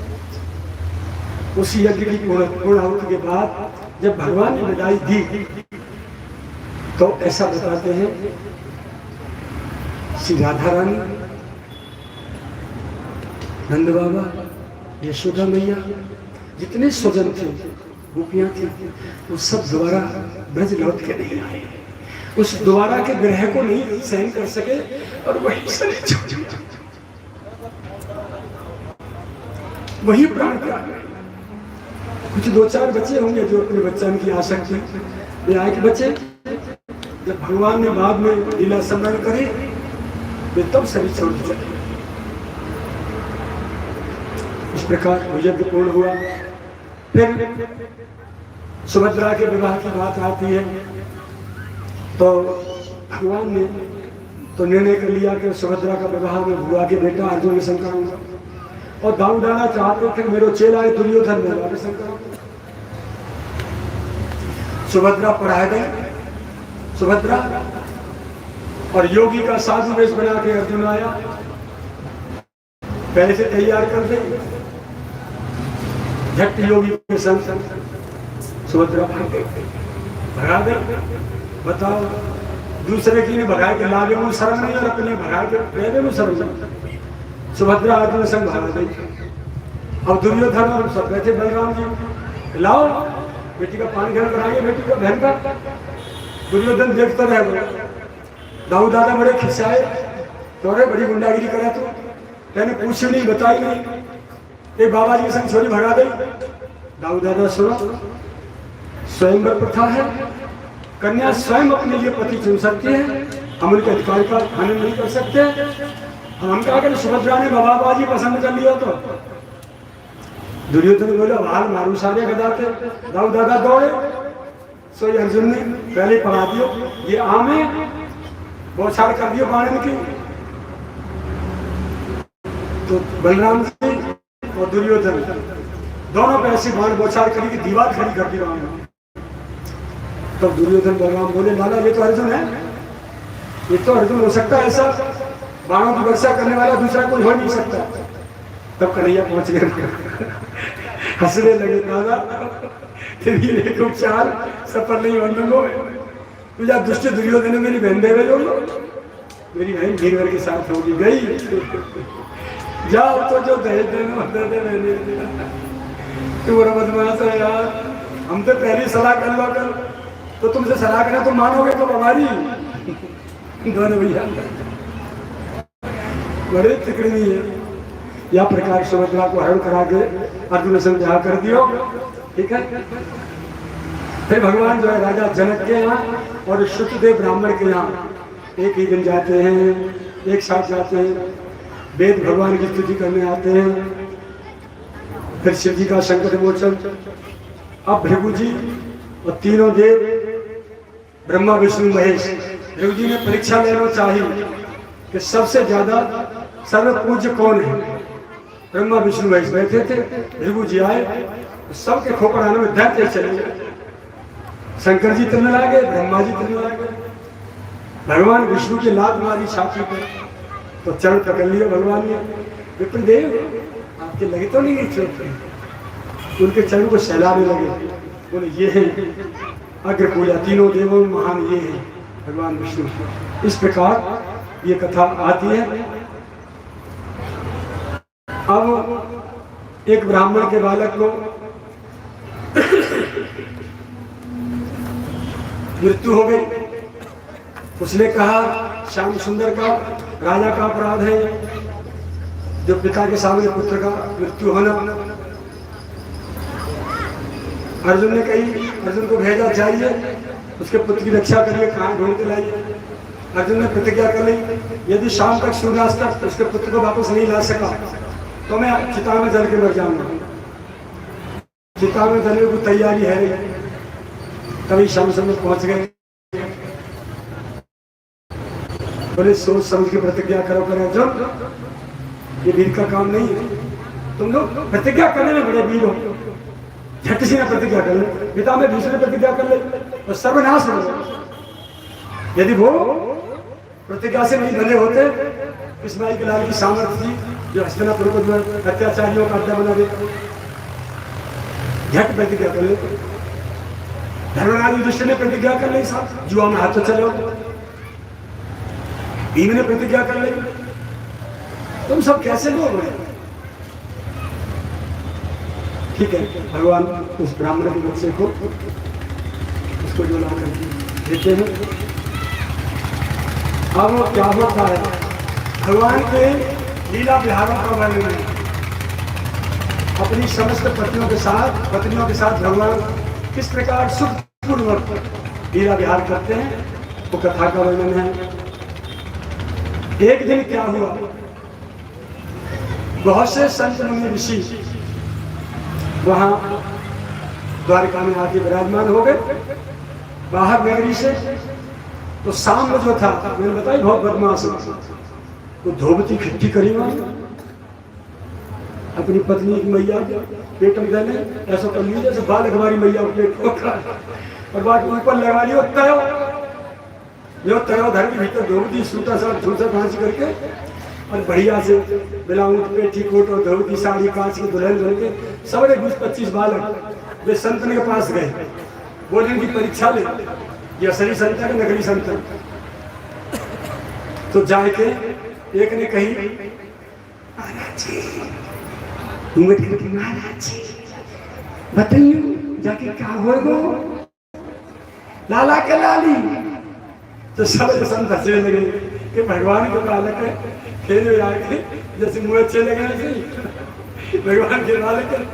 सब संत ने टरका दिया और घूमते घामते काम नहीं बचना की, सब हंसने लगे। जब बैठे कांत में दुर्वासा जी उनके पास पहुंचे तो दुर्वासा जी विशाख बोले, वो तो क्रोधी है, जाके वो पेट में मूसल और तुम्हारे यज्ञ को नाश करूंगा। सो सामने के पेट जब सीधा तरो जा करो नीचे, तभी डोबली निकल गए, साड़ी वाली फेंक मार के महाराज जी गलती ले गई, धन तो खेले आए, माफ करो हमें, माफ करो। कुछ नहीं हो गया जो हो गया श्राप। अब सबरे बालक इकट्ठे के ऊपर सेन के पास पहुंचे, नाना जी हाँ हम खेलने गए। ऐसे संतों ने सबरे में तो बहुत हंसी आनंद आया उन्हें। एक बाबा जी है वो मरासी पड्डागी से आखिर में तेरे के ऊपर रहा कर हमारे ऊपर मेरी आगे से आखिर के वहाँ किसी ने श्राप दे दिया हमें, काकई फिर जाकर पेट में तुमको मूसल और तुम्हारे कुल को नाशक हो गो। अरे राम राम, अभी तो दुर्वासा जी बेटा चलो चलो चलो चलो ऊपर से रह गए समुद्र के किनारे, तो पानी धारा जाए तो सबरी शक्ति लगा दो घिसो, वो मूसल घिस के पानी बहाते लगे, पूरा बहा दिया, इतनी सी किरच रह गई। मोड़ा देख लेंगे सारी कल्ले भाई कुल को नाश, झट सीधा मछली लीन गई भाई, जरा धान को जो ब्याद हो मछुआरा मछली पकड़ के लाए, वहां पेट फाड़े मछली को, बाण में वो चमकदार कील निकली, मैंने अपने बाण में ठोक ली।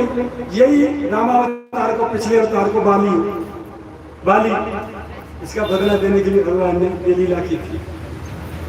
अब क्या होता है, वो जो घिस के मूसल पानी में बहाए बातें ऐसी प्रबल पैनी तीखी कठोर घास पैदा है समुद्र किनारे श्राप तो हो ही गया था। अब बसदेव जी के पास नारद जी आते हैं, जनक जी और 9 योगेश्वरों का संवाद भी है, माया से पार जाने का कर्मयोग का निरूपण नारद जी के द्वारा बहुत अच्छे संवादों से भरी पड़ी आगे की कथाएं, भगवान के अवतारों की कथा है, फिर भक्तिहीन पुरुषों की गति, भगवान की पूजा विधि कैसे होती है, देवताओं को भगवान के स्वधाम सुधारने के लिए प्रार्थना। अब देवता आते हैं, ब्रह्मा जी और इंद्रादिक सब देवता इकट्ठे होकर शिव जी आते, प्रभु भूभार हरण करने के लिए, जिसके लिए हमने आपको अवतार लेने के लिए विवश किया था, महाभारत के बाद वो सब संपन्न हो गया। सारे अत्याचारी दुष्ट राजाओं के रूप में जो असुर थे सबका संहार हो गया, और पृथ्वी में कोई दिक्कत नहीं है, अब आप अपने धाम पे जा सकते हैं। भगवान बोले अभी नहीं, अभी एक काम और बहुत ज्यादा, उससे भी ज्यादा, महाभारत से भी ज्यादा भारी यहाँ पड़ा है। बोले कहाँ? बोले मेरा वंश, इसका विध्वंस और करो, इसका विध्वंस जब तक नहीं होगा, ये जो है एक एक ही सूर्य ऐसा बलवान है कि सारे तुम देवताओं के लिए अकेला पर्याप्त है। इतना अत्याचार कर देंगे कि ये किसी से दबेंगे नहीं। तब भगवान ने ये नाटक करो, दुर्वासा जी को श्राप देगा दिवाए है, और बस एक दिन देखा उल्का पात हो रहे हैं, ठीक है, देवताओं से कहा तुम जाओ, मैं ये काम करके अपने आप चला जाऊंगा। तो उस स्थिति में भगवान जो लीला करते हैं, बैठे बैठे अचानक कहते हैं भाई उल्का पात हो रहा है, अशुभ अपने अपशकुन हो रहे हैं, पता नहीं क्या होना है, चल द्वारका से बाहर प्रभास क्षेत्र है, जैसे यहाँ से शनिदेव हो या बरसानो नंदगाम गोवर्धन हो, चलो वहां चलते हैं और साधु संत ब्राह्मणों की सेवा करेंगे, कुछ दान देंगे उनको, इससे ये संकट टल जाए, हमारे कुल पे कोई संकट ना आवे। ले जाते भगवान वहां बारूणी लोगों ने गलत मिसप्रिंट किया है इसको, मिसइंटरप्रिटेशन है इसमें। जैसे यहाँ आप लोग ठंडाई बनाते हो उठ के गर्मी में, है ना, ऐसे ही देवता जो है स्वर्ग में सोमरस बनाते हैं। सोमरस चंद्रमा से जो अमृत टपकता है, उस अमृत से एक पेय बनाते हैं, जैसे फैंटा कोको कोला ऐसा होता है या ठंडाई, ऐसे ही वहां सोमरस देवता पान करते हैं। पताल में जो है वरुण जी वो बनाते हैं एक ऐसा ही पेय, बहुत शक्तिशाली होता है वो पेय, उसको पी करके नशा जैसा भी होता है और शरीर में पच गया तो अपार शक्ति संचारित होती है। उसको बारूणी कहते हैं, वरुण जी के द्वारा बनाई जाने के कारण को बारूणी कहते हैं। वो सारी की सारी बारूणी ये जो है द्वारकावासी पीते थे, उनको मिलती थी। एक एक बलवान हो गया था, नशे में चूर हो गया, बलराम जी और कन्हैया दोनों उनके साथ है। संतान जो है उस बारूणी के नशे में दोनों भाइयों के हावी हो गए। कन्हैया ने इशारा करा, दादा खेल खत्म, अच्छा क्या, हाँ तो क्या किया जाए, बोले खेल शुरू मदारी का। देखा भगवान ने उस दशा में एक दूसरे से लड़ने लगे, बाप बेटा भैया भैया, वो घास उखाड़ उखाड़ के आपस में एक दूसरे को चुभो चुभो के देने लगे, मार काट बचाने लगे। और जितने भी थे एक वज्रनाल को छोड़ करके बाकी सारे के सारे ध्वंस वहीं सब खत्म हो गए। भगवान ने दाऊद दादा को आदेश दिया, दादा तो विशेष के अवतार है, बोले लोग गमन। दाऊद दादा ने समुद्र में छलांग लगा दी, कूदे और भीतर से शेष नाग का रूप लेकर के प्रकट हुए। भगवान ने कहा जय श्री कृष्ण। इस प्रकार बलराम जी लीला कर गए। उद्धव जी और मैत्रेय जी भगवान बैठे थे पीपल के पेड़ के पास पीछे, ऐसे ऐसे स्थान में,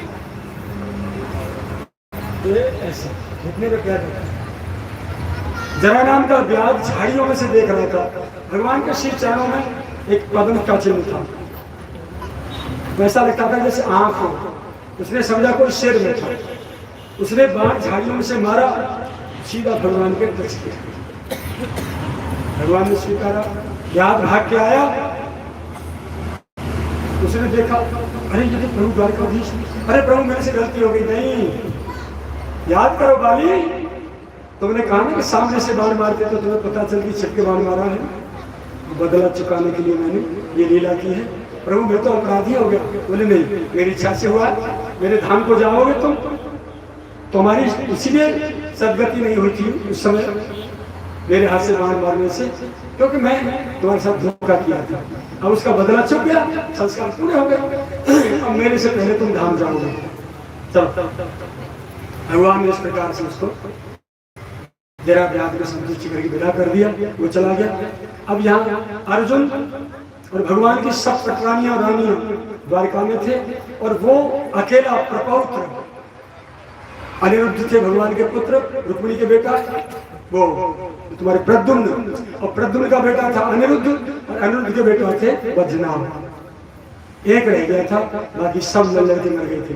जब द्वारका में अर्जुन को और उनको पता चली तो सारी पटरानियां भगवान की रानियां आई वहां, 8 पटरानियां उसको देखने लगी, रोने लगी, चीखने लगी, हमारे पुत्र समाप्त हो गए, वियोग में बिलखने लगी। तब तक वही उस पीपल के वृक्ष के नीचे भगवान ने उद्धव को जब देखा व्यथित, उद्धव समझ गए प्रभु अब आप लीला समर्पण करना चाहते हैं, स्वधाम जाना चाहते हैं, तो आपके बाद धर्म और आपके भक्त संतों की रक्षा कौन करेगा, ये किसकी शरण लेंगे। तब भगवान ने थोड़ा सा वेद बंद किए और श्रीमद् भागवत जी की पोथी में अपनी ज्योति समाप्त कर दी। बोले उद्धव, रामावतार में हनुमान जी भक्तों की रक्षा के लिए रह गए थे और मेरे इस कृष्णावतार में तुमको याद है। वो गीता का ज्ञान जो अर्जुन को सुनाया था, उद्धव को सुनाया, उसको सुन करके उद्धव का जो है भगवान के प्रति जो मोह और आसक्ति थी, जो चीख चीख के रो रहे थे, वो दूर हो गया। भगवान के स्वरूप को पहचान गए, ठीक है। और भगवान ने बोले अर्जुन से कह देना उसके साथ जो भी हस्तिनापुर जाना चाहे रानी पटरानियों में से, और पुत्र रह गया एक प्रपुत्र भजना, अर्जुन उसको लेकर चला जाए। तो कहनी आज से 7वें दिन बाद ये समुद्र द्वारका को अपने में जलमग्न कर देगा, डुबो ले जाएगा। इसलिए तुमको यहाँ रहना नहीं है और तुम जो है बद्री का आश्रम चले जाना, बद्रीनाथ। उद्धव को कह दिया। उद्धव जी के सामने देखते देखते भगवान अंतर्ध्यान हो गए उस पीपल के वृक्ष के नीचे से। उद्धव मैत्रेय जी वही समाधिस्थ होकर भगवान की स्तुति आरती करने लगे। पीछे अर्जुन आते हैं, बहुत रोते बिलखते हैं। उनको फिर उद्धव जी ने सांत्वना दी, बोले भगवान ने आपको जो उपदेश आदेश दिया था उसको धारण करो। अर्जुन को पुनः गीता की याद दिलाई है। वज्रनाभ को लेकर के वो 8 जो पटरानियां थी, रुक्मिणी, सत्या, जाम्बवती, सत्यभामा आदि, ठीक है, वो 8 जो भगवान का कोई पटुका लेकर के, पीताम्बर, कोई कुछ गोदी में धर के और अग्नि प्रज्वलित करके योग से वो सती हो गई। 8 16,100 जो रानी थी उनमें से एक भी सती नहीं हुई।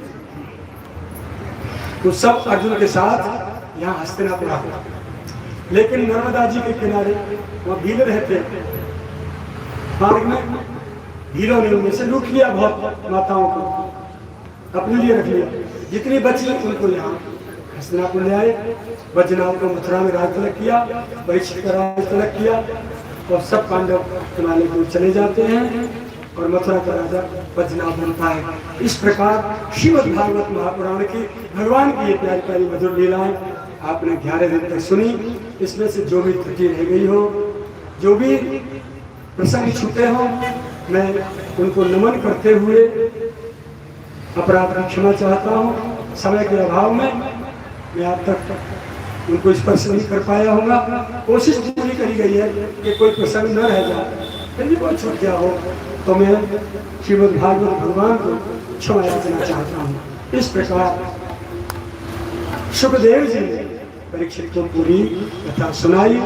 अंतिम उपदेश सुखदेव जी ने दिया, बेटा कैसा महसूस कर रहे हो, अनुभव कर रहे हो? बोले गुरुदेव कोई दिक्कत नहीं।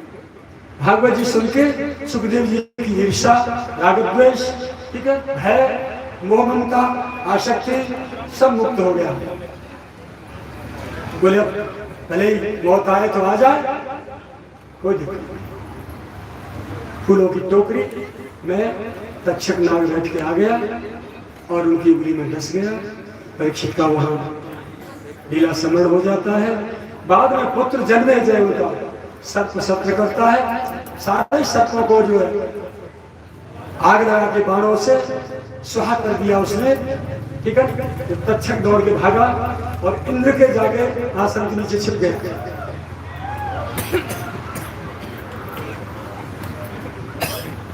फिर जन्मेजय ने उसको बाण मार के इंद्रासन सहित खींचा मंत्रों से, इंद्र को भी सहा कर दूंगा। तब ब्रह्मा जी प्रकट होते, बेटा काल को स्वीकार करो, सबका समय है, ठीक है। तुम्हारे पिता 30 साल के, ज्यादा नहीं, परीक्षित जब लीला समय हुए थे 30 वर्ष के, ज्यादा नहीं। जन्म जवान थे, 15 साल 16 साल जो भी जैसे वहाँ ब्रह्मा जी के कहने से वो लीला स्मरण होती है। परीक्षित का योगाग्नि के द्वारा या जो भी नित्य क्रिया की जाती है हुआ, और आगे सुखदेव जी खड़े होते हैं व्यासपीठ से और वन की ओर प्रस्थान कर जाते हैं। परीक्षित का यहाँ स्मरण हो जाता है। जन्मेजय को जाकर के राज तिलक करते हैं और फिर उसके बाद जन्मेजय ने राज किया है। उसके बाद ये वंश परंपरा चली है। इस प्रकार श्रीमद् भागवत महापुराण की कथा का विश्राम होता है। मेरी वाणी से, मेरी हंसी मजाक से, मेरे विनोदी स्वभाव से आपको और मेरे YouTube चैनल पर सुनने वाले किसी भी भक्त को कोई पीड़ा और कष्ट हुआ हो, मैं आप सभी से आपके चरणों की वंदना करते हुए क्षमा याचना चाहता हूँ। जैसा प्रभु ने बोला, सदगुरुदेव ने बोला, मेरे मुख से बोला, मैं वक्ता नहीं हूँ, मैं श्रोता हूँ। आपने भी सुना और मैंने भी सुना। कथा कहने वाले तो कोई और हैं जो आपको दिखाई नहीं दे रहे, मुझे दिखाई दे रहे हैं, जो मुझे यहाँ लेकर बैठे हैं और मेरे मुख से बोल रहे हैं। जैसे मैया बाबा सिखावे ना छोटे लाला, बोले बाबा बाबा बोल, बच्चा तोतली भाषा में बाबा बाबा, बस मैं तो तोतली भाषा में बालक हूँ। मेरे सदगुरुदेव हनुमान जी महाराज, गौरी शंकर भगवान, सीताराम जी प्रभु, राधा गोविंद भगवान, सब संत भक्त वैष्णव समाज और व्यक्त अव्यक्त स्थान देवता, बस्ती के देवता सब, दाऊ दादा मेरे हैं, सभी ने मिलकर के मेरे मुख से अपनी अपनी कथाएं बोली हैं। आवाज आपने सुनी, कथा मैंने भी सुनी है, मैं भी श्रोता हूँ।